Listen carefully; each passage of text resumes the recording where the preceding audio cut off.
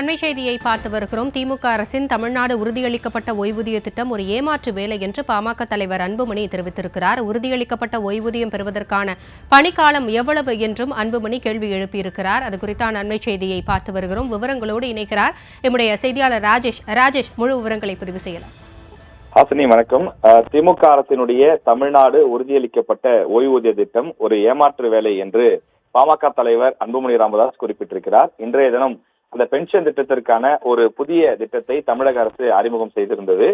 ஏற்கனவே அரசு ஊழியர்களுக்கு பழைய பென்ஷன் திட்டம் வழங்கப்படும், மீண்டும் கொண்டு வரப்படும் என்று திமுக அரசு கொடுத்த வாக்குறுதி என்ன ஆனது என்று அன்புமணி கேள்வி எழுப்பியிருக்கிறார். தற்போது கொண்டு வந்திருக்கக்கூடிய இந்த ஓய்வூதிய திட்டம் என்பது ஒரு ஏமாற்று வேலை என்றும் அவர் விமர்சனத்தை முன்வைத்திருக்கிறார். அதற்கான சில விஷயங்களையும் அவர் குறிப்பிட்டு பல்வேறு கேள்விகளையும் இதில் எழுப்பியிருக்கிறார். பழைய ஓய்வூதியத்துடன் ஒப்பிடும்போது தமிழ்நாடு அரசு புதிதாக அறிமுகப்படுத்தியிருக்கக்கூடிய இந்த உறுதியளிக்கப்பட்ட ஓய்வூதிய திட்டத்தால் என்னென்ன பயன்கள் கிடைக்கக்கூடிய பயன்கள் மிக மிக குறைவு என்றும் பாதிப்புகள் மிகவும் அதிகம் என்றும் அவர் குறிப்பிட்டிருக்கிறார்.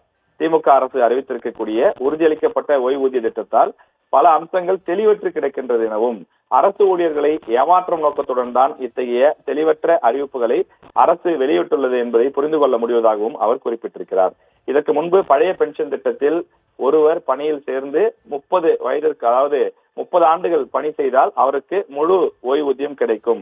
அதே நேரத்தில் 15 ஆண்டுகளுக்கு மேல் பணி செய்தால் கால அளவிற்கு ஏற்ற வகையில் அவர்களுக்கு ஓய்வூதியம் வழங்கப்படும் என்றும், தமிழக அரசினுடைய திட்டப்படி 30 ஆண்டுகளுக்கும் குறைவாக பணி செய்தவர்களுக்கு குறைந்தபட்ச ஓய்வூதியம் மட்டுமே வழங்கப்படும் என்பதும் அதன் அளவை குறிப்பிடாததும் பெரும் அநீதி என்றும் அன்புமணி குறிப்பிட்டிருக்கிறார்.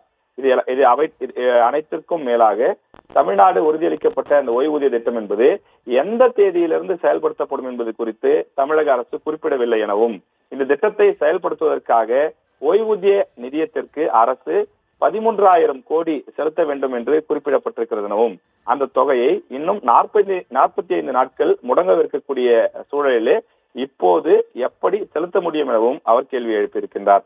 56 மாதங்களாக செய்யாத இந்த திட்டத்தை 56 நாட்கள், அதாவது தேர்தலுக்கு இன்னும் பதவி காலம் முடிவடைவதற்கு 56 நாட்கள் இருக்கும்போது அவசர கதியில் செய்வது ஏன் எனவும் அவர் கேள்வி எழுப்பியிருக்கின்றார்.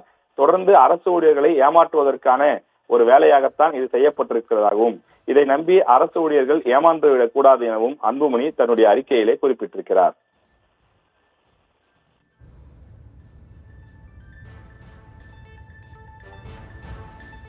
விவரங்களுக்கு நன்றி ராஜேஷ்.